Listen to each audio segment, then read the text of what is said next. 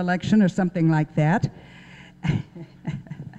The question should be applicable to both candidates. We don't want you to address a question that only refers to one of them and not the other. Perhaps if it's a right kind of a topic that fits in, we'd make a way to ask both candidates the question, but we will not ask one candidate a question. Good penmanship. Sometimes it's hard to read the questions. So please, please write as legibly as you can so that if your question, we will know what your question is so we can ask it properly. Then the final most important point is certain land use questions come before the board in which the supervisors rule on accepting or denial of a permit. The board acts as a quasi-judicial body by hearing evidence and then making a ruling. So it's not considered appropriate to ask a candidate how he would vote on a project such as Monterey Downs because he must hear the evidence first. However, it is appropriate to ask what criteria the candidate would use to evaluate a situation such as Monterey Downs. So if you ask a question along those lines about any subject, if you hear that we've altered it a little bit, it's because we want it to fit what they can answer now, not what they have to answer after they hear evidence and that sort of thing. Okay, I think I've covered everything. So we'll get started. The first one with opening statements for 3 minutes is Dave Potter. Thank you. And I want to thank you guys for coming out on such a beautiful night. Quite frankly, we probably should have had this on Del Monte Beach. It might have been a little nicer down there. It is a spectacular evening. But I want to make sure that we do get a chance to sit down and address what I consider to be the critical issues that are before us. You know, I'm an incumbent. I've run before. Most commonly asked question you get is, why are you running again? Well, I can think of 6 reasons, frankly, why my incumbency is helpful and why I think we have issues that we need to address together as a community as we have in the past. First, I want to say that budget challenges, whether you're an individual or whether you're local government, have been immense in the last few years. But for the last 16 years, in the worst fiscal times this country's ever seen, we've been able to balance the budget. We've been able to provide essential services. We've made sure that officers are on the streets, and this is a safe community. We need to go ahead and take a look at the possible changes in the healthcare community. We all know that there is an imminent change in healthcare.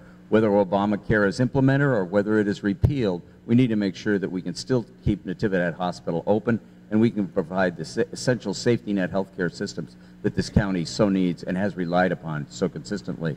When we take a look at the state and federal budgets, there's constantly ongoing takeaways. The state is asking us at the local level to do more with less, and that has been the case for the last few years. But essential services that we provide in the area of healthcare, in the area of employment, in the area of job training, drug abuse, all sorts of essential services that don't really make the front page on a regular basis, but are at the heart of what makes Monterey County work.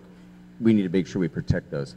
Water, without a doubt, the most controversial topic on the agenda these days, but I personally believe that we're very, very close to finding a solution. Is it going to be a solution that everybody agrees on? Absolutely not. Is it going to be an agreement, though, that the majority of the public can agree on? I believe there is a solution out there, and I'm prepared to lead the charge on that issue. I want to take just 1 minute to talk about four-door redevelopment. It's time for a reassessment of that reuse plan. We all know that. It's mandated in law. 4.0 was extended via the governor's signature the other day on Assemblymember Mine's legislation. I'm a big supporter of that. I believe that the university needs to be surrounded with the right kind of development, and I don't think we need to have a university that's developed in the midst of a bunch of strip malls. I also think as we take a look at transportational challenges that are before us, we've got some interesting projects we need to make sure we need to get done. We need to talk about the widening of 156, and is that going to be a deliverable? And I've fought for years for the return of rail service to the Monterey Peninsula and the extension of commuter rail to the city of Salinas. Those projects are up and running. They're going to be in service in the very near future. I look forward to working with all of you, as we have in the past, in trying to figure out a way to get agreement in a community that has a hard time on agreeing on anything. Thank you very much. Ladies and gentlemen, I'm Mark delpiero. First of all, I'd like to express my deepest appreciation to the League of Women Voters and also Sustainable Monterey County for affording us the opportunity to make presentations here to you this evening. For those of you that don't know me, I'm a lifetime resident of Monterey County. I'm a native. I spent 3 terms on the Monterey County Board of Supervisors. After that service to the county, and I actually had spent 3 years on the County Planning Commission before that. After serving on the Board of Supervisors, I spent just shy of 8 years on the State Water Resources Control Board as the attorney member of the State Water Resources Control Board. And since 1999, I've been in private practice representing mostly public water agencies around the state of California. I also happen to be the federal bankruptcy trustee. I work for the U.S. Department of Justice and have since 2008, addressing what is in fact some of the most difficult economic issues that people, families, individuals in Monterey County have faced since the Great Depression. My reason for running is simple.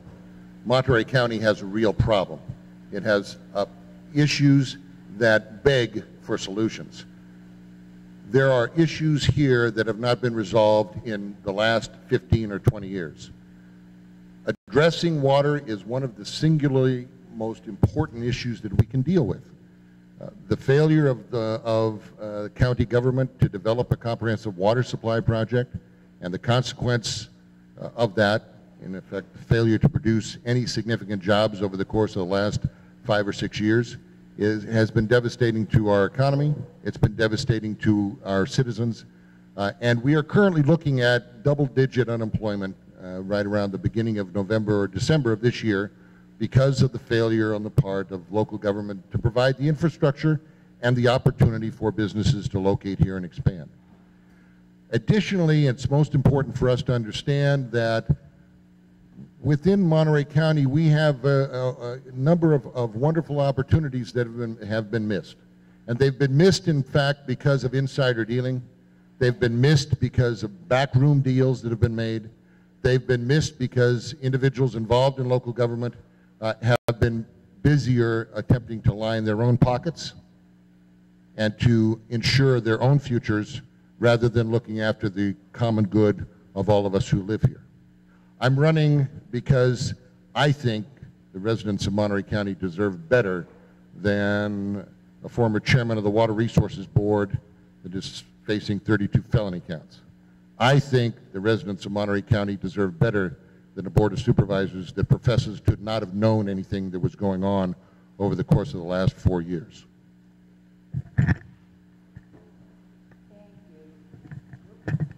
Got to remember to turn this on, don't I?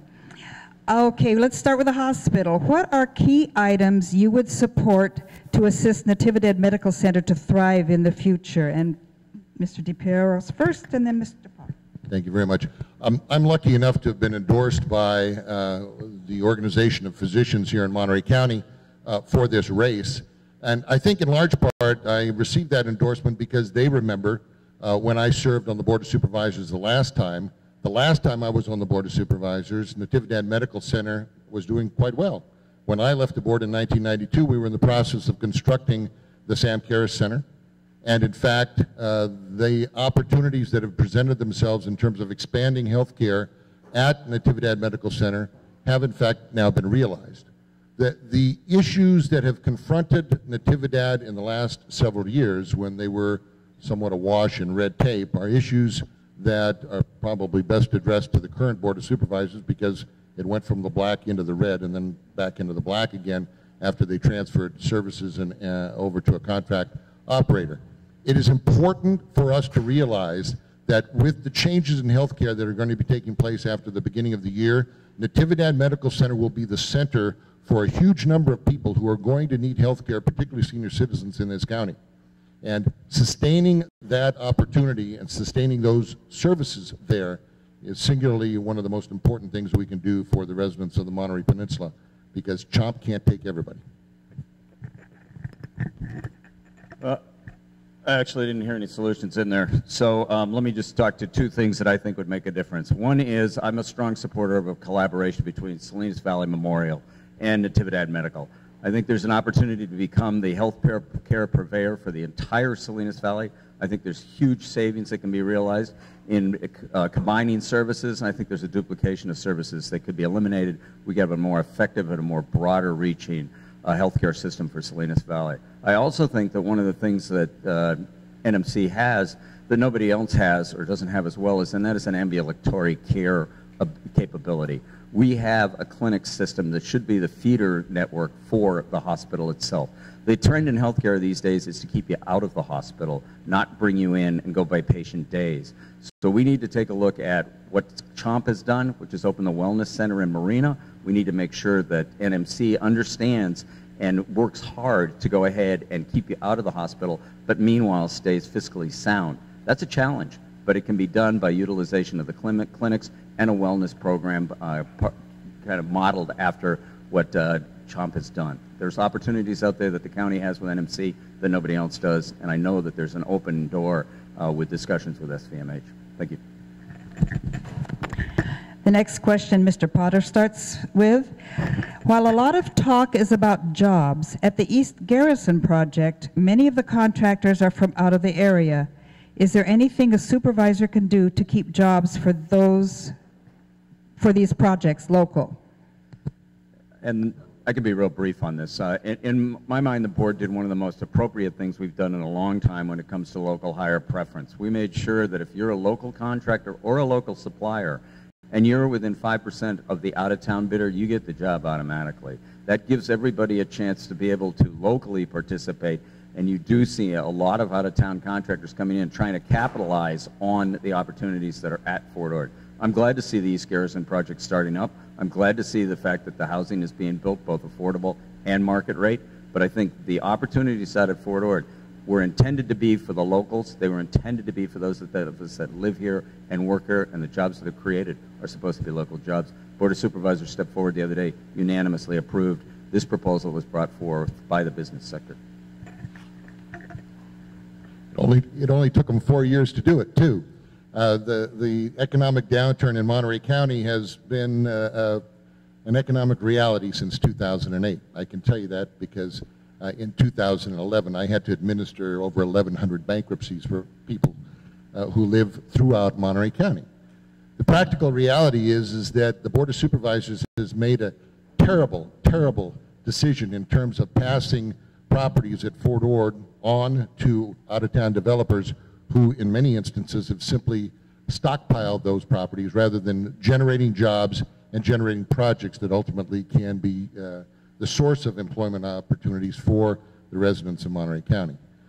You know, the litany of issues where the county and its associates have made bad decisions at Fort Ord through the Fort Ord Reuse Association association is very long.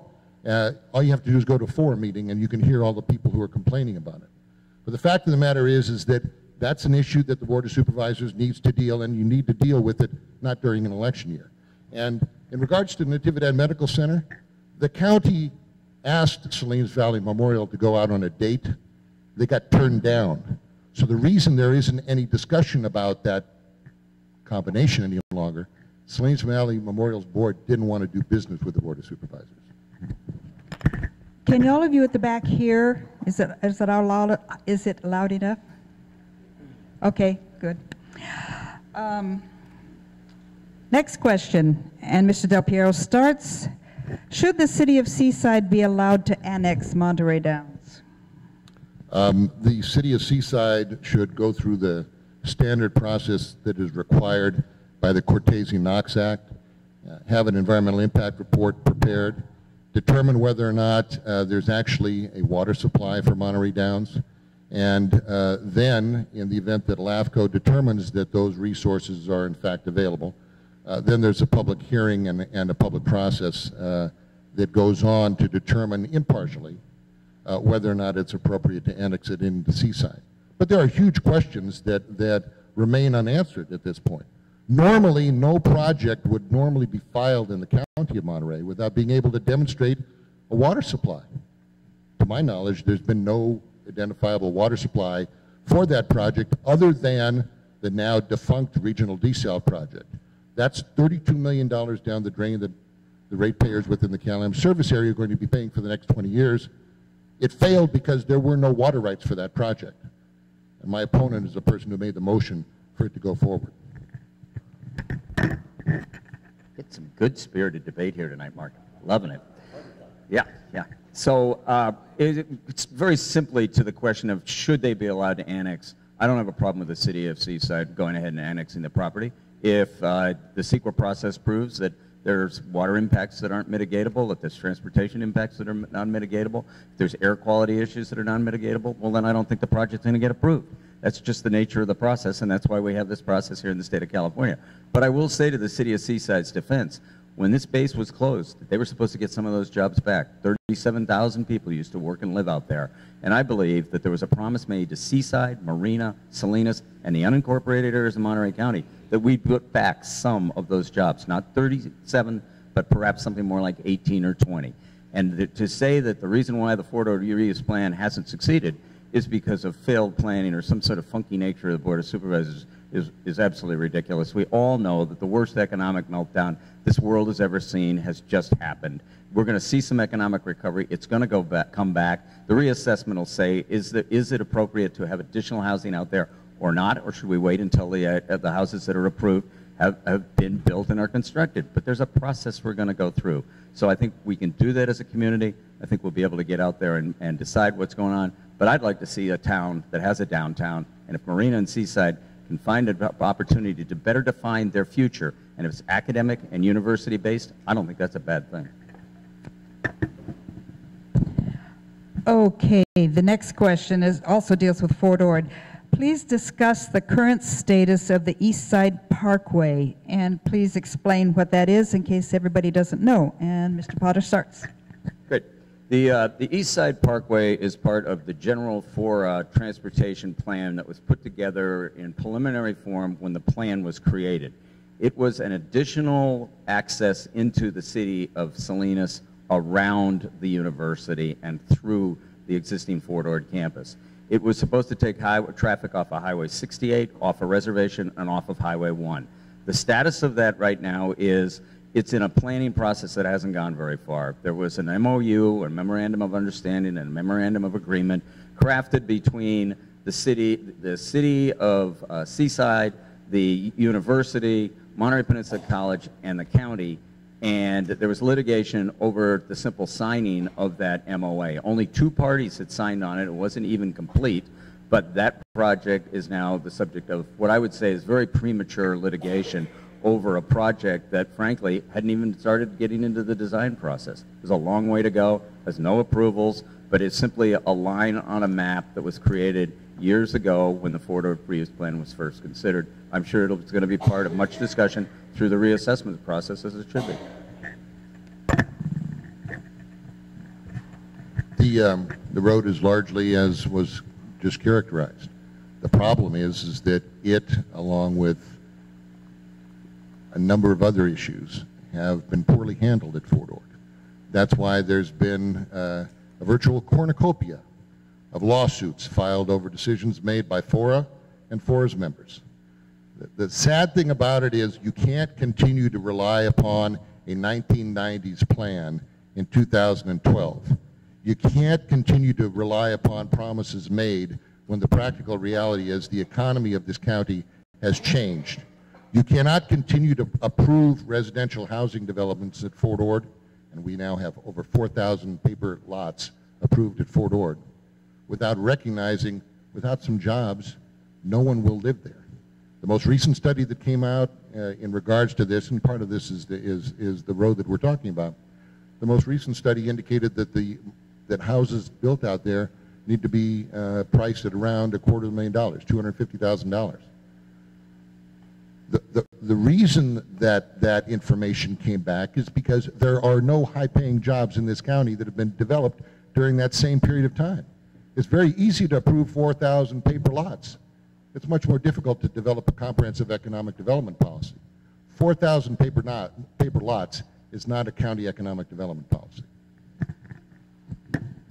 So let's change the subject just for a while. What is your opinion on fracking in Monterey County? Do you support postponing leases? I have made this presentation a couple times. Once to, actually twice, to the Salinas Chamber of Commerce and once to the Green Party, which was kind enough to offer their endorsement. The first thing that needs to be done in Monterey County, and I frankly can't understand why it hasn't been done, is a local ordinance drafted expressly to demand disclosure of all of the information related to fracking processes, including a disclosure of the materials used to be pumped down into the wells that potentially could contaminate groundwater supplies. The fact that the state of California has failed to come up with a comprehensive plan and guidelines to deal with fracking anywhere in the state is demonstrative of what goes on in Sacramento all the time. You have an incapable legislature divided on partisan lines that is not addressing the issues that need to be addressed for the benefit of the residents of the state. In Monterey County, a long time ago, when we had the potential of offshore oil drilling, when I was chairman of the Monterey Bay Unified Air Pollution Control District, we adopted the first air toxic rule in the state. We got sued by the oil industry, and we won in the California Supreme Court. That's the kind of leadership that needs to be demonstrated in front of the Board of Supervisors now in regards to the fracking issue. No permits for fracking should be allowed in this county until there is a comprehensive program established and adopted as an ordinance by the Board of Supervisors to protect the water supplies of our resources and our citizens. And I'm not going to disagree. I've vocalized my concerns about fracking in the past. I've objected to it, whether it's been in North County or in South County. I have some significant concerns about what's injected and what it has the potential to do into our water supply systems. And I think that when we take a look at this science, for me, it's very, very vague. It's not as defined as some of the other alternatives that are out there. I'm not supporting it in any form at this time. And I am very suspicious of what sort of cooked science will come forward in support of it. I think we're going to hear, dueling geologists and biostitutes and hydrostitutes coming forward and saying whatever the company thinks they need to say in order to get it approved. But I can tell you, in my mind, this is a very, very dangerous way to go when we talk about the extraction of oils and impacts to our water systems. Speaking of water, Mr. Potter, you can be first. Do you support the governance structure being proposed for the Cal-Am desal plant? Why or why not? Well, I've been very, very strong in advocating for a lot of public participation, public ownership, public oversight on the finances, public oversight on the rates. We just had a unanimous vote at the Monterey Peninsula Water Management District in support of the mayor's proposal for public participation and public ownership. We also brought that forward to the Board of Supervisors this past Tuesday.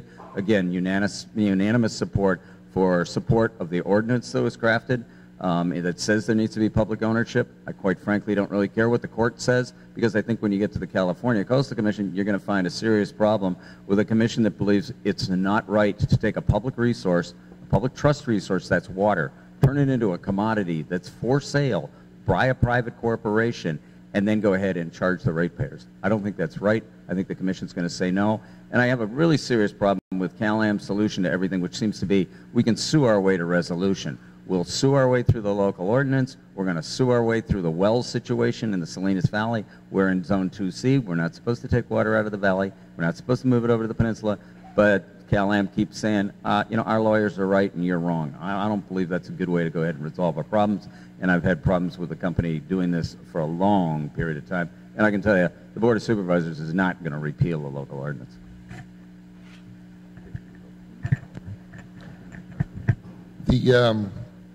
The issue of public ownership of a desalination plant is not new. In 1989, I helped draft the ordinance that is currently on the books.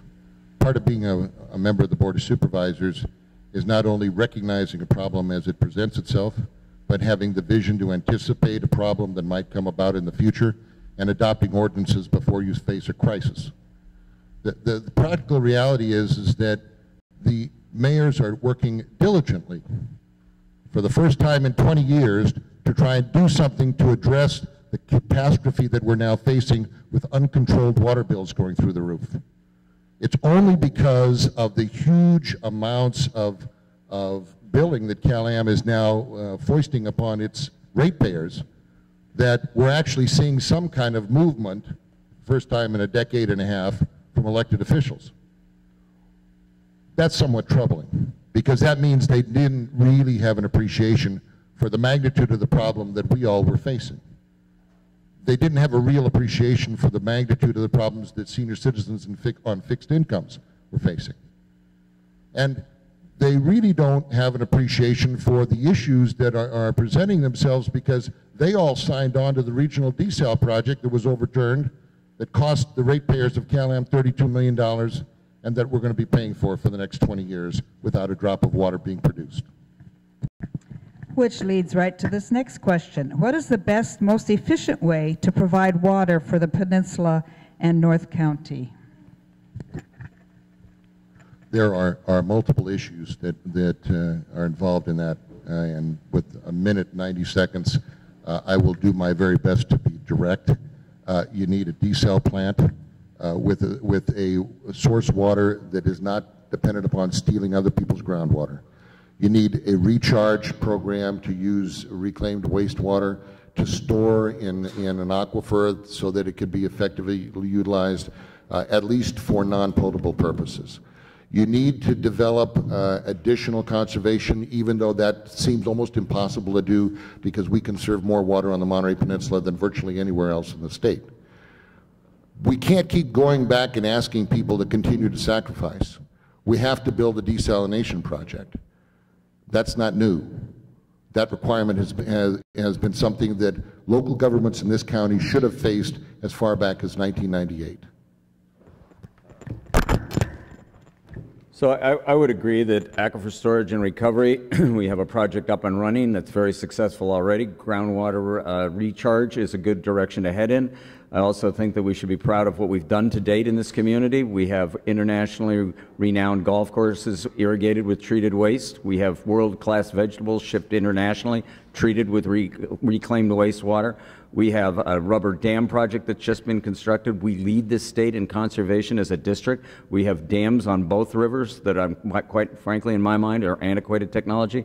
And I would say that where Mark and I most disagree is Mark was a very strong proponent of another dam on the Carmel River. I was not. I don't believe that damming of rivers is appropriate any longer. I think that, quite frankly, as we look around, we even see decommissioning of dams going on in this county. So I would look very strongly in the direction of a desalination project, but I'm not interested in re-entering the argument about do we or do we not need a dam on a Carmel River. It was not going to get the permits that it needed. It was not going to deal with the fish issues on the river, and it was not helping with the life of the Salinas River to advocate for another dam. Okay, let's change the subject again. Do you think the county's land use appeal fee of $5,040 should be changed? If so, what change would you support? Who's going first on this one? I'm a supporter of the Jane Haynes amendment. Jane came forward with what was a very, very thorough, very analytical study of the disparity that existed in the cost of the fees.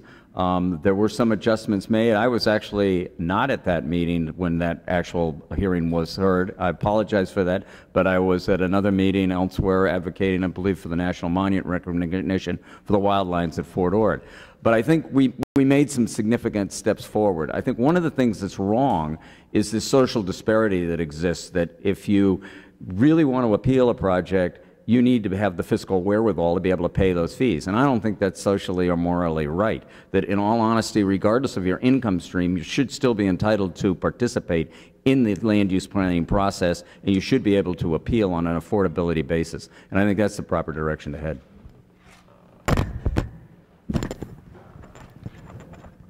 The answer is no. I don't support the fee schedule that's been implemented since Mr. Potter's been on the Board of Supervisors. It is punitive. It keeps people from having the opportunity to be heard by their elected officials. And in fact, it's so bad that the California Coastal Commission recently has adopted a regulation that says that if you have to pay an inordinate amount of money to appeal a project in the coastal zone, they're willing to allow a direct appeal straight to the Coastal Commission in order to save the public the opportunity of going bankrupt simply to get a hearing in front of their elected officials. I think it's also appropriate to point out, I mean, I appreciate Dave's complimenting the use of reclaimed wastewater on the golf courses. When I was on the State Water Resources Control Board, we helped fund the Pebble Beach Community Services District's wastewater reclamation project that is currently allowing all of those golf courses within the Del Monte Forest to be irrigated with reclaimed water. And in regards to the Carmel Dam, you know, this is about the third or fourth time I've heard Dave make that pitch. The Monterey Peninsula Water Management District filed an application for a dam on the Carmel River. In my capacity as an administrative judicial officer on the State Water Resources Control Board, I had an obligation to issue a permit to them if they met the requirements of the California Environmental Quality Act. So Dave's characterization that I was a big proponent of a dam on the Carmel River is not quite true. Okay, what is your position regarding development along the Highway 68 corridor, including Toro Park and Farini Ranch? Mr. delpiero, you're first.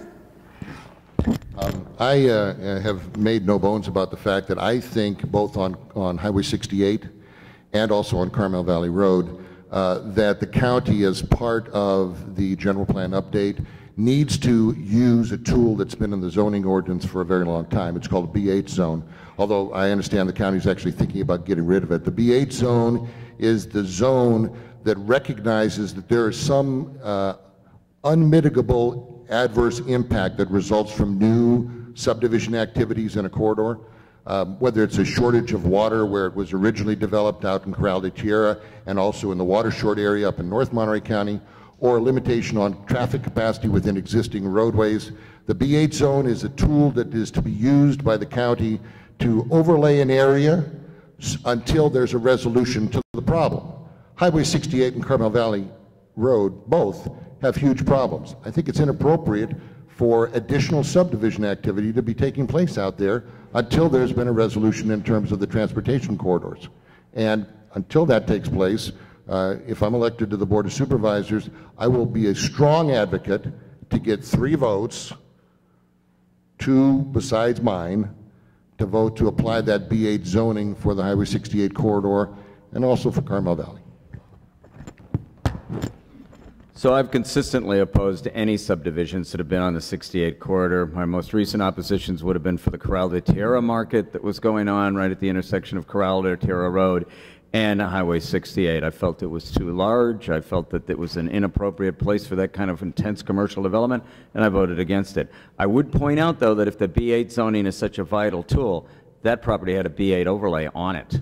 And the fact of the matter is, it got approved anyway, despite the votes that were there saying no. I think we need to realize that the 68 corridor is already over-congested, that there is absolutely no way that we want to see any additional development on it. And likewise, I've also stood up and said, I don't want to see a 4-lane highway there. I want to see some alternative access ways over to Salinas, but I don't want to see that rural roadway, which has a scenic national designation, as a scenic highway. I don't want to see it compromised any further than it has been, and 4-laning it would do nothing more than create a super highway. I don't think it's appropriate. I don't think it's environmentally appropriate, and I would strongly say that we need to make sure that there is no more subdividing on the 68 corridor or within the 5th District. I have consistently stood up and said, my position is development on existing single-family lots of record and the right to put an addition or a bathroom on your house. But that's been my platform from the first time I ran. It's still my platform. Mr. Potter, you're first here. What can realistically be done in the next 20 years to protect Monterey County water resources? Well, I would think that there's 2 issues. One is the protection of the Carmel River, and that issue has been going on for a long time, ever since when Mark was on the board, and we had State Order 9510 handed down on us. And we've in this community been actually working very hard, despite reports tonight to the contrary, to find a solution on that river. I think we're close. I would also say that we need to recognize very clearly, and sometimes the 5th District has a hard time understanding this, that there is nothing more valuable to the agricultural community than their water. And we are not going to be able to take water from the Salinas River and move it over to the peninsula to solve our housing problems. And that is going to be a recognition we have to make as a community and stand up and say that. I think when we take a look at public trust resources, like the ocean water that we're talking about desalinizing, I think we need to recognize if that's going to happen, it needs to be through a public agency. The Monterey Peninsula Water Management District is well equipped to do that. We have the governance structure. We have the fiscal capabilities of being partners in this project. And I think the management district should be the leader and not just a partner on this project. And I do not think that we're going to find any abilities for Cal-Am to continue to move forward in the direction they're going. So the best thing we can do is utilize the existing agency that we have in concert with the Mayor's JPA and the County Resources Agency and say we've got the governance structure that we need to go ahead and protect that resource.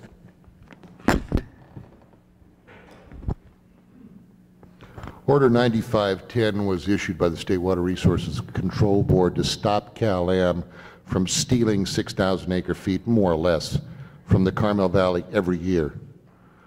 It was prepared and adopted by the State Water Resources Control Board unanimously after the preparation of a comprehensive environmental impact report and a great number of public hearings and testimony from a variety of folks, all of whom testified to the fact that what Cal-Am was doing in the Carmel Valley was having tremendously adverse impacts on property owners and on their water rights. Application of 9510 standards ultimately will cause the Carmel River to at least be maintained at a level that is viable. The groundwater supplies in the Salinas Valley, however, are far more at risk. And they're at risk simply because the California American Water Company has indicated that it has every intent, even with its slant wells, of taking water out of a basin to which it has no legal entitlement. The original proposal of the regional desal project that, once again, I'd point out has cost us all $32 million, was predicated upon illegally diverting water out of the aquifers in the Salinas Valley.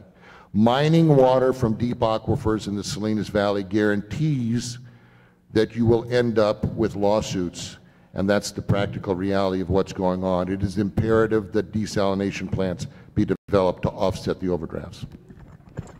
Mr. delpiero, you start on this one. What are your ideas on the loss of farmland to development?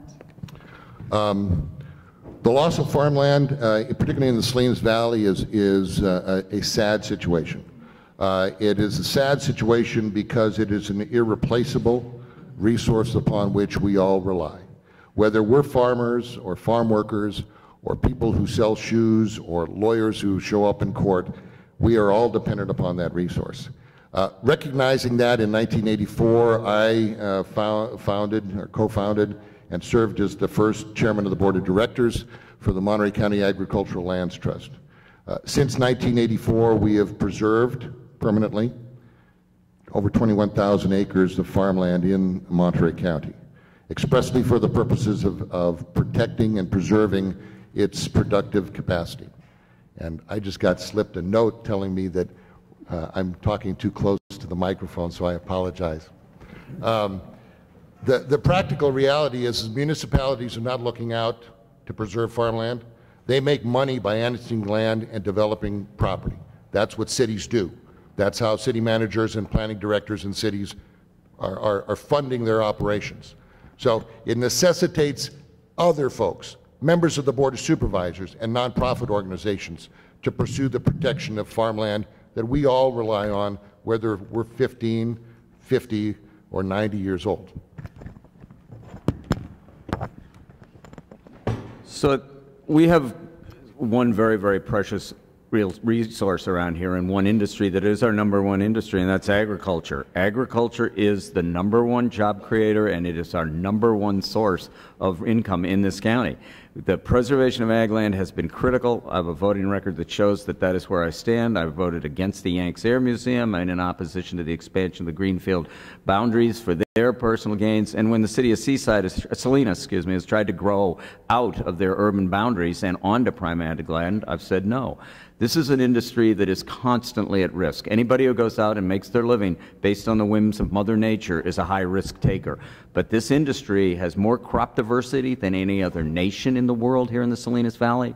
We have an unbelievable resource that we need to protect. As you see the immigration issues surface, as you see pesticide issues surface, and as you see water issues surface, this industry is in constant risk of moving south. It will move out of this area.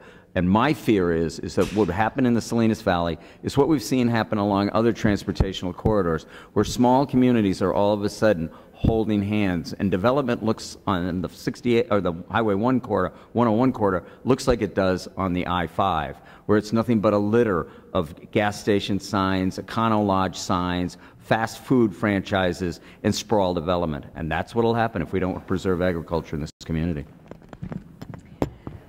Okay. Mr. Potter, you're first. How is the governor's prison reform impacting Monterey County, and what can be done to minimize its impact?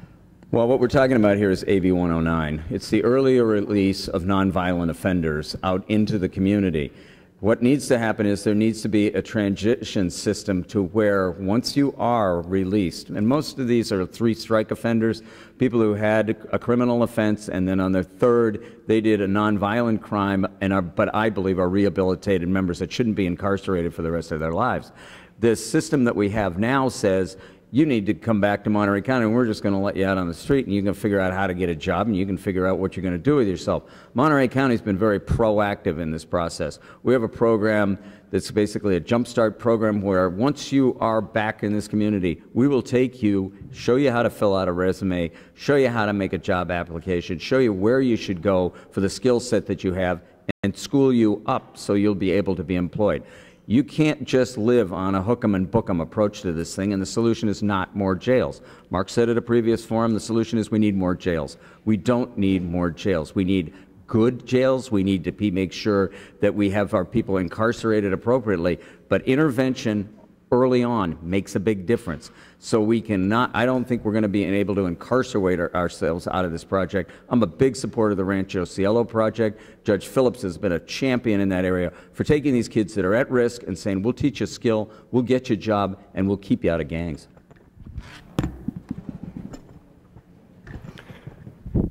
David's characterization of my prior comment is not quite exactly correct. First of all, the folks who are being released from state prison are not candidates for Rancho Cielo. These are bad guys, okay? And they're being released because the state of California is facing a huge economic crisis. Now, are some of these people likely to be rehabilitated? The answer is yeah, there's no question about that. Are they likely to be rehabilitated before they have been released back onto the streets? There's no guarantees of that. Ultimately, what's going to happen is this is going to be a huge burden that falls on the county because the county is responsible for the county jail. And absent a complete abandonment of any recognition of the fact that these guys have done bad things in the past, it's clear, given the overcrowding that exists at the county jail, that additional space at that county jail is going to be ultimately necessary. That's my position. The fact that the state legislature is now burdening us with individuals because the state legislature and the state of California have faced civil rights lawsuits for overcrowding in their state prisons because they've not kept up with the number of people being convicted of heinous crimes is a problem that we are now going to bear the responsibility for. You're first, Mr. Del Piero, and this is a related question. What can Monterey do to reduce gangs and their violence? The situation that how's this? Is this okay? Is that better? Good. The situation that exists in Monterey County, particularly in the Salinas Valley, although we've got gang problems that have manifested themselves from Pacific Grove all the way to Bradley, the problem that exists in terms of gangs in the county is complex. It's a function of people who have been affiliated with individuals who've been incarcerated both at Soledad and Salinas Valley State Prisons. It is a function of the fact that our educational system has allowed kids to be either disappear from our high schools or get kicked out, and as a result, the employment opportunities that are available to them are employment opportunities that are agriculture or McDonald's or a fast food restaurant or pretty much nothing else, because we don't have any other alternative employment opportunities for these kids. We don't have comprehensive training opportunities for the students that are feeding the ranks of the gang members, and they're being taken advantage of by older, far more hardened criminals that are utilizing their desperate condition because of a lack of economic development in this county and a failure on the part of the Board of Supervisors, and for that matter, members of the city councils, to develop a comprehensive economic development program that will give them real jobs with real meaning to their lives.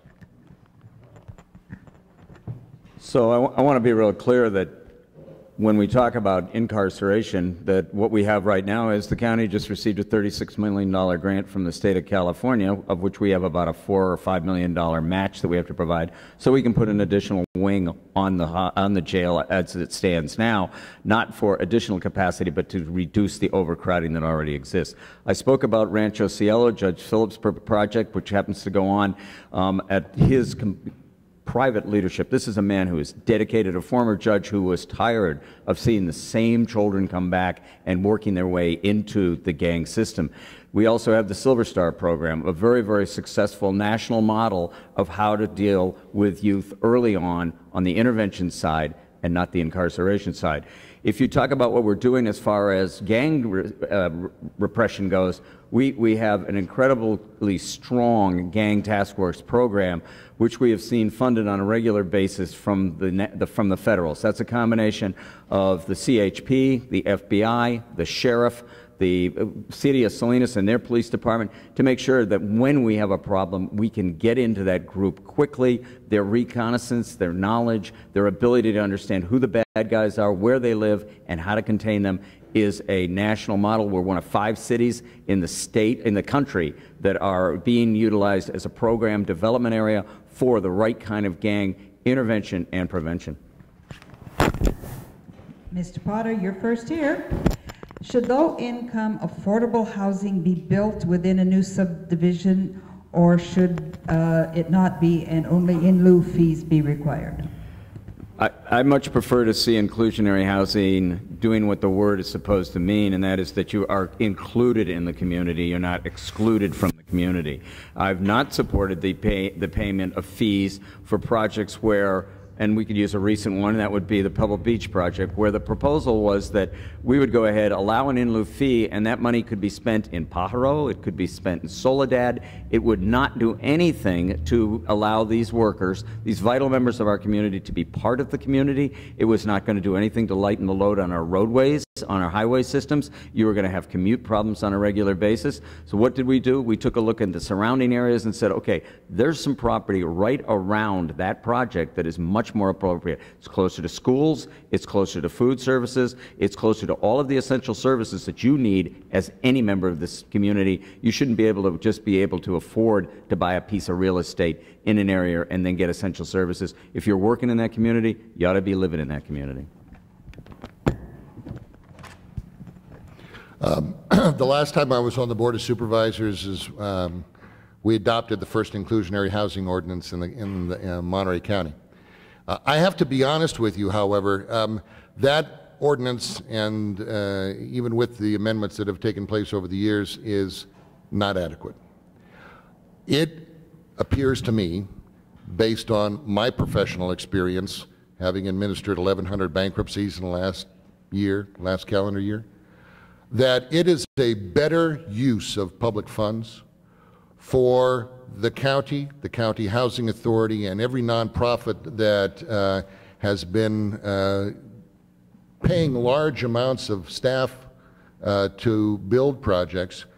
It seems to me to be better to take those public funds and use them to buy all of those bank-owned houses that are currently not listed on the market, and provide immediate housing opportunities for individuals who live here in Monterey County. By estimates of a number of bankers here in Monterey County, there are about 3,500 houses that are not currently listed, that are bank-owned in this county. And the banks are sitting on them because there is no realistic buyer. And the reason there's no realistic buyer is because we have a lousy economy, and the money that is in fact available for low-income housing is currently being used, what little there is, to build new housing. Seems to me that doesn't make a whole lot of sense.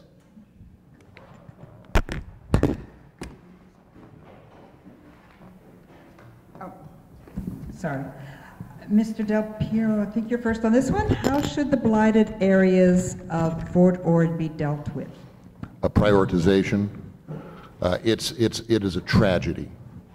It is truly a tragedy that Fort Ord closed in the early 1990s, and yet we can turn off of Highway 1 and see half of a concrete canyon created because of the big box stores that were approved by the city of Marina.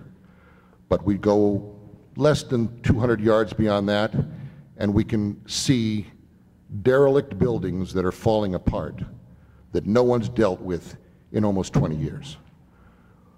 Every excuse in the world that has been advanced by FORA ignores the practical reality.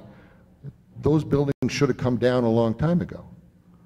And the truth of the matter is, when times are good and money was available from the federal government, there was a whole lot of planning done, and I think that's a wonderful thing.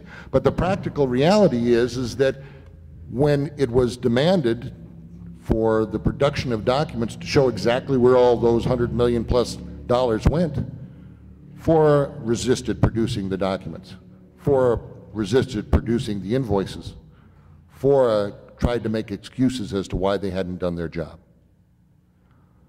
Those buildings should be coming down first before any natural areas at Fort Ord are paved over or denuded of the natural landscape.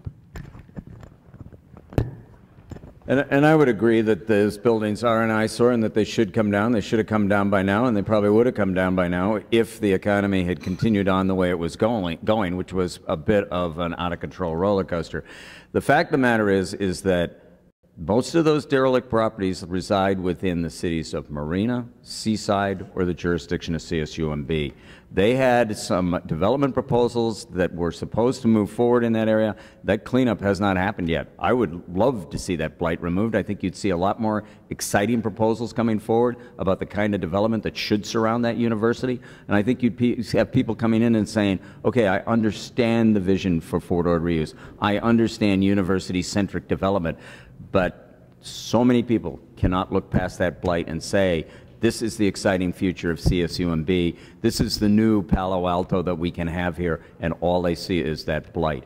The county has a large amount of real estate, a very large amount of it is in open space and habitat. There are some unexploded munitions issues that also qualify as blight, but the visual aspects of those properties is unacceptable, and I would agree that the sooner we can, the more we can do about that, the better chance we have. I was with President Ochoa, the new CSUMB president, with Dianne Feinstein today at lunch, and we pitched this issue very hard that it should not be too late to go back to the federal government, who tried to sell us this land at first for $800 million. And we said, no, we gave you this land, you polluted it, we want the land back, and we want you to clean it up. Now, they didn't give us enough money to do it, but they were going to charge us $800 million for the property. Continuing with Fort Ord, if there is a parcel of land that could be swapped so the Veterans Cemetery could be removed from Monterey Downs, would you be in favor of the swap? If there's actually such a piece of property, I don't have a problem taking a look at it, but I can tell you what, I think that there's a very, very strong element of potential disappointment, betrayal, and just general mistrust in the veterans community if we don't proceed forward with the cemetery as is, where is.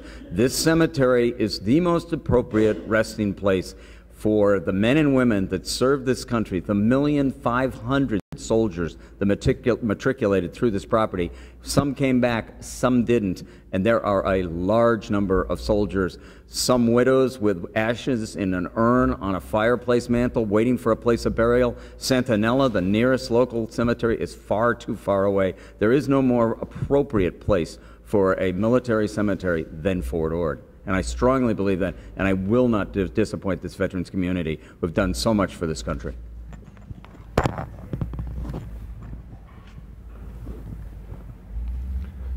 The question was, if there was an alternate site, would I support going to the alternate site?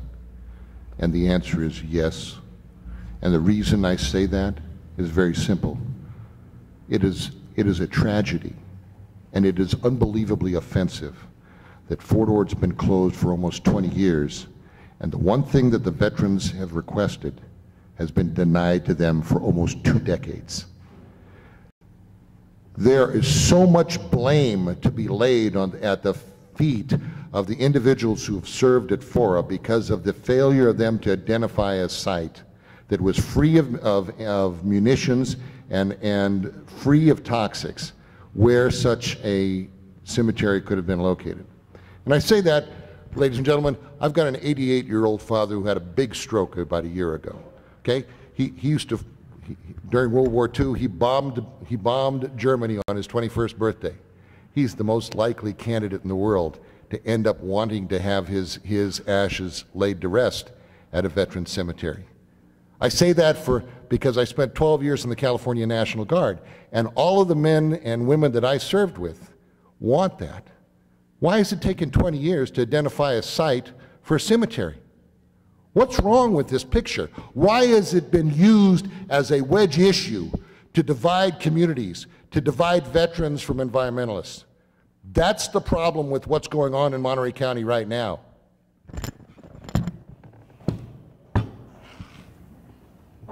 Are graduates of the Monterey Environmental Justice Program employed in current construction at East Garrison or other ORD projects? Mr. delpiero's first. You want to read that again? I didn't quite. Okay, well, are graduates of the Monterey Environmental Justice Program employed in current construction at East Garrison or other Fort Ord projects? Other than the few multi-unit families projects that are going on in East Garrison, I'm not aware that they're being employed there at all. Yeah, and I'm not either. This is an issue that's near and dear to Levon Stone's heart. An African-American woman who has fought very, very hard to make sure that jobs do come forward for the minority communities in Fort Ord, that is not just exclusive to only the affluent, that there should be a jobs training program that will allow you to become part of the workforce at Fort Ord, but I have no idea as to whether there's actually been any direct hires as a result of that program. Okay, let's go back to the county hospital. Is it being managed well? If so, why? If not, why not? Or maybe better, how? Mr. Potter, you're first. I do think it's being managed well.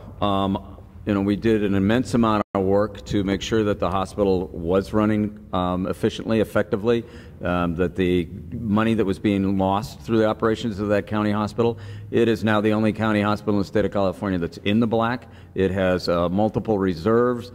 We've grown the programs. We've added new docs. We've got a very strong capital improvement program going on out there. I say that as a member of the Board of Trustees for the hospital. We completely eliminated the existing Board of Trustees, and we partnered with CHOMP and SVMH. They both put forward millions of dollars apiece, $5 million apiece. They brought their own professional staff, put them on the interim Board of Trustees, and we made sure that this hospital is effective, efficient in an ever-changing and very dynamic world in healthcare. I said earlier tonight that I'm concerned about the future.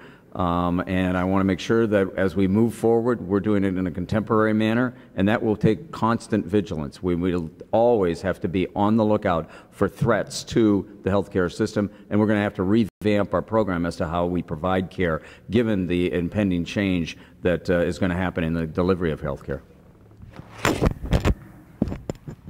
Hospital's being run pretty well right now. Wasn't being run so well a few years ago. They've got a management team in there that is running it relatively effectively. The money that is being generated in large part because that county hospital has been identified to be a preferred provider for a number of people, and it is imperative that Natividad continue to be supported by the Board of Supervisors and by the rest of the medical community because of the changes that we can anticipate, that we all know are going to happen after the beginning of next year. One additional thing that really is important that I probably ought to outline here now, because we've been talking about it outside of public forums, is the possibility of developing a local preferred provider opportunity, so that local employers would have an opportunity of purchasing health insurance for their employees, where there would be a preferential opportunity for them to go either to Natividad or one of the other hospitals within Monterey County, thereby cutting out the insurance middlemen who are skimming off a huge amount of the profit before they're actually delivering funds back to the physicians and the medical care providers that are providing services to our constituents. And I've been in conversations with the physicians organization here to talk about the development of that type of a strategy here in Monterey County. Mr. Delpiero, you're first on this one. How concerned are you about global warming and climate change, and what can you do as a supervisor to address the problem, if it's a problem? Global warming is real. It's not fake. Anybody who represents to you that it's fake is fake. The practical reality is that in the development process that takes place here in Monterey County, the Board of Supervisors need to be cognizant of all of those green opportunities that present themselves. It makes good business. It is good business for us to do that. It is important for us to do that because it allows us to lead the way in terms of environmental technologies that are going to be hugely important in the 21st century. One of the sad things about it, however, is we need to recognize the difference between snake oil salesmen and real projects that can effectively improve the quality of life and the quality of our environment. One of the bankruptcies I handled was the electric car bankruptcy that was headquartered down at Firestone. They took $500,000 from the city of Salinas that could not afford to lose $500,000, and they were gone. And the reason that happened was because the folks in Salinas were so desperate to believe that there was somebody bringing a potential job growth opportunity in. They didn't do the work, the requisite work necessary to ensure that when they were giving $500,000 away, it was to somebody who could actually produce what they were promising. We can't rely on promises anymore. We have to have real jobs. Time. Sorry. So specific as to what you can do as a county supervisor, you can advocate and be aggressive in the development of alternative energy projects. Specifically, we've taken a look at our county buildings, and we've gone ahead and realized that there's new technologies that are available that have significant savings both fiscally and from an energy use standpoint. Just 2 weeks ago, there was the completion of a solar project that was at the Public Works Yard for Monterey County. That's on our own campus. We're doing the same thing at the hospital, taking a look at antiquated boiler system, antiquated mechanisms that are delivering and circulating air within there and putting in alternative generators and alternative modes of power. We also have an opportunity to take a look at development proposals that come forward before the board that are either solar or wind generators as far as finding alternative energies. Because I agree with Mark, there is absolutely a growing threat for global warming. And as you look into the agricultural community, I said earlier, that's a community, an industry that's threatened. One of the things that they're threatened by is the increase in drought, the need for more water, their ability to continue to farm in a very, very water and energy dependent climate that is so difficult normally, and as we see climate change occurring, we can tell that it's going to get harder and harder for them. Mr. Potter, you're first on this one. How would you guarantee that we can take maximum advantage of the Fort Ord National Monument? Well, I went back to Washington, D.C. not once but twice to advocate for the dedication of the memorial. I think it is an opportunity that has great benefit from an economic standpoint. It puts us on the map from a visitor serving standpoint. It's the new Pinnacles, it's the new Big Sur, it's an opportunity for the public to come to this peninsula, enjoy the backwoods, go ahead and be able to take an opportunity to do one of many recreational opportunities that we have from an environmental standpoint, whether it's kayaking, whether it's biking, whether it's hiking, whether it's the Los Padres, the Ventana, the Big Sur coast. We've got a multitude of recreational opportunities. This simply enhances that opportunity, and is at the national designation brings just that much more cachet to the Monterey Peninsula and Monterey County. The National Monument at Fort Ord is a rare gift. It truly is a rare gift, but it's a gift that without nurturing and without a recognition that not only is the monument important, but the area surrounding the monument is important. If we don't recognize that, we will lose that rare gift. The most wonderful thing that I've had the opportunity to experience in the last month and a half is 2 meetings I went to at Fort Ord. And it's pretty funny because at those 2 meetings that I attended, there were no elected officials.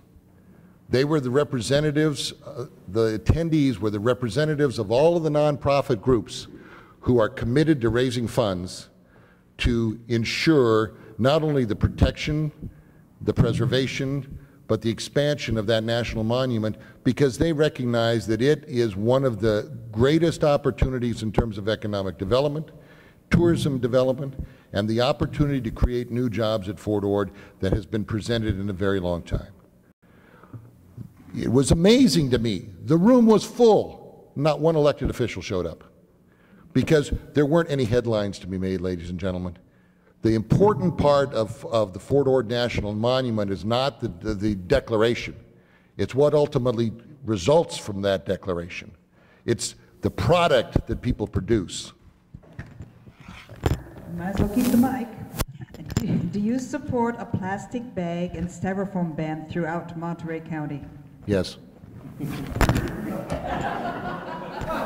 The same answer, and we've been advocating for that through my office steadily for the last year. I think we're going to make some progress on it. I'm seeing good leadership in the other areas. One of the other things that we've been advocating for in the area of public health was an acknowledgement that the cigarette sales within this greater county area needs to be heavily regulated and should be taxed accordingly because of the fact that it is such easily accessed by the youth of this county. We've been pushing that forward. I was glad to see the county say we're going to support that, but I was very disappointed to see the city of Salinas say we're not going to. Okay, I'm going to ask 4 more questions and then we'll be time for closing, I was going to say arguments, but statements. Oh, no. How can you support keeping California American Water Company from charging exorbitant rates? Mr. Potter. God, I wish there was some control over Cal-Am. I can tell you that that is an issue I brought up earlier on, that I don't particularly enjoy the way this company is doing business in this community. At the at the Monterey Peninsula Water Management District, we did have a public vetting on this last week. We do not find their excuses acceptable, that it simply leaks on somebody's property. I do not understand why all of a sudden your bill would spike for 1 month, then go back to normal, and then mysteriously spike 3 months later. There's no continuity, there's no logic behind this. So what we are doing is we're bringing the Cal-Am into a public arena, we're making them publicly accountable, and we're not going to accept this, it's just a leak on your property excuse. It is not a logical explanation. There are some water abusers in this community. We have some in certain areas here that do an excessive amount of landscaping. Regardless, there should still be continuity in that bill, and unless you can pinpoint the leak, we're not going to buy the excuse that it's something wrong on my property and not something wrong within the Cal-Am system. The California American Water Company is worth very little because it doesn't have any water rights. The practical reality is the California American Water Company is a water company that is predicating its existence upon how much money it spends on lawyers. And the question that I keep wondering, you know, particularly in as much as I've been an attorney for water resources agencies and utilities for a very long time. Why is anybody talking to CalAmp? They're raising our rates, and no one shows up in front of the California Public Utilities Commission to object from local government.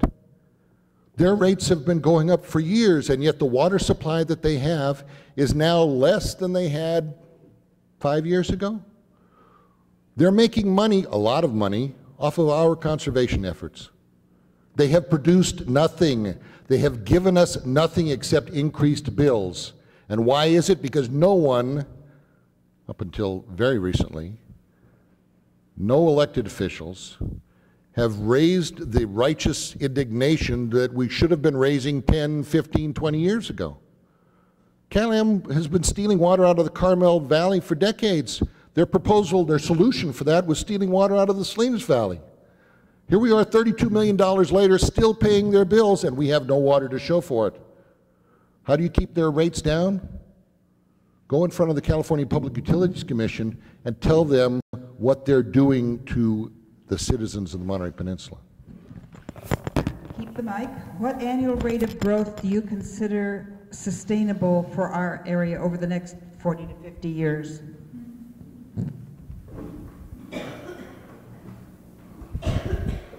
Well, let's pick 50, okay? I mean, the practical reality is that this is an exercise in pure, unadulterated speculation. Rates of growth are predicated upon resource availability. The general planning process for the county is supposed to develop a plan that projects out within the reasonably foreseeable future the potential for economic growth and for residential development. We've got 4,000 housing units already approved at Fort Ord. We already know from the consultants that have been hired by FORA that they blew past the 20-year timeline. They're into 30 years worth of housing with no apparent demand. It's all being held on to by somebody, and the county is realizing no benefit from it. So what rate of growth? A rate of growth that is realistic in terms of available infrastructure, available water supply, available educational opportunities, including elementary and high schools, available health care opportunities for people. That's the basis upon which you determine what your rate of growth is. And if you don't have the money to provide services, you shouldn't be growing. You need to have your money up front, just like every family does, before you spend it. So I believe that the growth should be resource constrained, that it should be dependent on the amount of water that you have, the transportational impacts that a project develops and causes. In the case of Carmel Valley, for example, we actually just recently, with a settlement with the Carmel Valley Association, put a numerical cap on the number of units that could be built. The settlement over the transportation issues that they brought forward was such that we gave them even fewer units than were originally planned out there, because there's only so much capacity. If you look at the 5th District, and this is the 5th District election that we're talking about, you have to admit that this is the golden goose of this county, and that to go ahead and allow additional unbridled development in this area will be the end of this community as we know it as an international environmental destination. We cannot continue to allow the ongoing subdividing of the 5th District. We've been good as a community standing up and saying that. We said no to development in Carmel Valley. We said no development on prime ag land, and we said no development on the coast. We did say we would allow some development at Fort Ord, and of the 27,000 acres that were part of that base, we said on 7,000 acres we'd allow some development. If we're going to have development, we want to preserve ag, we want to preserve the coast, and we want to preserve our natural resources, there needs to be some business generation somewhere, and I believe that there's an opportunity at Fort Ord that we should not abandon. Okay, Mr. Potter, if elected, how can your past experience as a county supervisor help you make decisions in the next 4 years? I think one of the things I'm proudest of in this campaign is the fact that we have an incredibly broad list of supporters. In the back, there's actually a list of community members that have signed on in support of our campaign, and it's actually everything from the law enforcement community, the business community, the environmental community, the chambers of commerce, operating engineers, Salinas Valley Chamber. We have got an opportunity with these people, with these members of this community, to plan for our future together. We've done that over the last 16 years. We have reached out into this community. My office has created a team that knows where the issues are in this county. We have spent an immense amount of time understanding the uniqueness of Big Sur and the uniqueness of Pebble Beach, the uniqueness of Monterey versus Toro Park and Las Palmas. This is an incredibly diverse district, and together we can plan for it. I think one of the contrasts that may be the most apparent about Mark and I is I'm a little bit more apt to listen and a little less apt to dictate, and this is a community that does not take dictation well. They want to be able to be part of a process. In the case of Cal-Am, for example, I will tell you that their approach to the San Clemente Dam decommissioning was not well handled because they don't have the expertise to reach out in the community. It's a corporate approach to getting something done in this community that doesn't work. We plan as a community together. We've done that in the past, and I look forward to doing that in the future.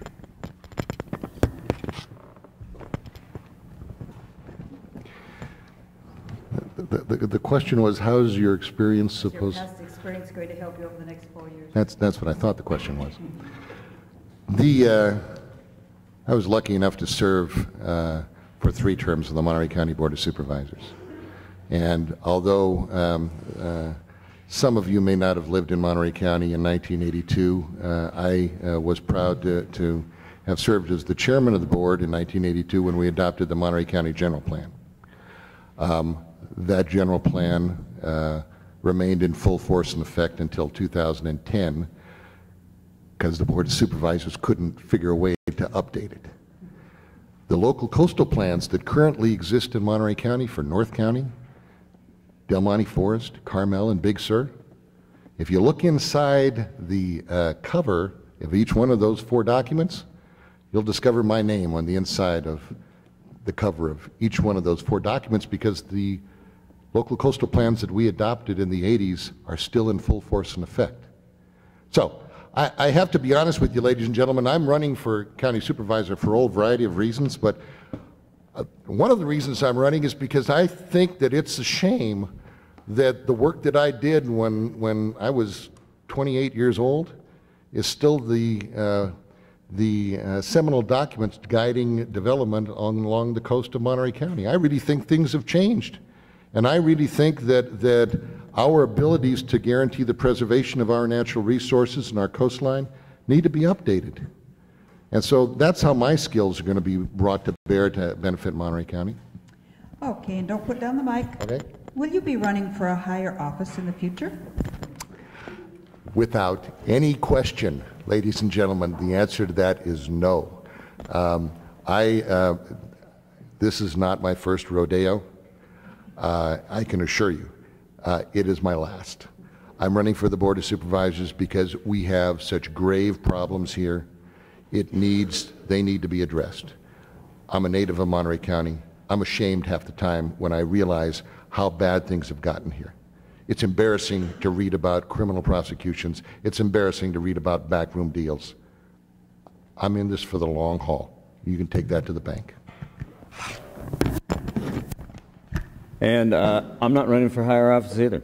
I enjoy being at the local level. I did enjoy Senator Feinstein saying today that nobody can affect the quality of your life more than your city council member or your county supervisor, because it's all about land use and delivery of services. We may get some resources from the feds, and we may get some resources from the state, but we're your front line of delivery. We're the body that decides how those discretionary dollars are going to be spent and what it is that matters most to the community. And this community has great needs, and we need to be able to sit down, understand where we need to invest those resources. One of the classic examples of how are we going to spend our money and what's critical is when we've had an ambulance purveyor come into this area and said, we're not going to give you any ambulance service in Big Sur because there's not the population base to support it. I said, we will have to have an ambulance in Big Sur. We're going to have it. We're a community of a few barely a few thousand, that grows to in excess of 30 to 50,000 on weekends when people are realizing that this is an international destination. We got ambulance service. We knew that's what the community needed. We went forward and fought for it. We fought during fires. We fought during floods, but we've done it together in this community that is constantly at risk. Okay, that's all the questions for tonight. It's time for 2-minute closing statements. And Mr. delpiero, you're first with your... As I was saying, Mr. delpiero, you're first with your 2-minute closing statement. I thought maybe he was going to cut me off. Ladies and gentlemen, Dave and I have been up here as long as it seems. And I want to thank you all for being kind enough to appear here tonight to listen to us. I think we have two decidedly different impressions and visions of what Monterey County is and what Monterey County could be. I'm running because I believe that Monterey County can be a lot better than it is. I believe that we shouldn't be satisfied with accepting unemployment rates that are just really devastating to families, devastating to young people. I think it's inappropriate that we try to advance a economic development policy that is predicated upon, well, not much. We have educational institutions here, ladies and gentlemen, where we graduate really brilliant kids, and then we chase them away because there are no job opportunities here, because we've done nothing to advance their futures. I'm 60, okay? I know what goals young people have because I have two sons, both of whom are not living in Monterey County, not because they can't find a job, they can't find a job here to apply for. So they're making a lot of money and they're very successful and they're living someplace other than where I'd like them to live because we haven't had a comprehensive economic development policy. We need to protect our environmental resources, capitalize on the opportunities that have presented themselves, and ensure that for the next generation and the generation beyond that, we have provided sustainable job opportunities and a sustainable quality of life here in Monterey County. Thank you. And I thank you for the opportunity to be here tonight, too. I just want to very quickly say that apparently the creation of the Economic Opportunity Commission and a separate department in the CAO's office dealing directly with economic opportunities for development in this area was just recently formed. That was my idea. I brought it forward. We've funded it, and it's actually up and operating. We have community leaders, business leaders that meet on a regular basis to talk about what are we going to do to make sure that the right kind of development shows up at our lead, not in reaction to projects that come here that are ill-conceived, ill-planned, and inappropriate for this area. Obviously, Mark is going to run by criticizing local government. It's what he has to do. Nobody gets elected by saying, gee, I think Dave's doing a great job, love the board, everything's okay. You got to take kind of a sky is falling approach to this and make allegations of, you know, double-digit unemployment. I don't really believe that's my personal fault. I believe it's a result of the national situation and that everybody's suffering these days. And I think we can do our best as a community to make sure we resolve those problems. I think we can talk about, and we can take a nice long walk down memory lane with Mark and talk about the past if we want. Look at old documents that still have his name on them, take a look at the hospital and say, gee, when I was there, you know, it was in the black. Well, when I came on the board, it wasn't. We'd lost all the HMOs in this world and the entire healthcare world changed. This is the only county hospital in the state of California that is in the black, and I've gone to other counties and I've talked to them about what they can and what they can't do in that county to better improve their delivery of critical services. These are the kind of things that are not easy, and I'll admit with Mark, there's been a lot of controversy around areas of concern. But the allegations of backroom dealings and the Steve Collins travesty, has nothing to do with the issues that are before us today. I've got no connection to Steve Collins. Steve Collins fooled a lot of people. That's unfortunate. But the water debate is going to be ongoing. It's going to be contentious, but there's going to be a solution. And now is the time. Controversy is the mother of creativity. And I want to thank you. Thank you. So let's give both of these candidates a round of applause.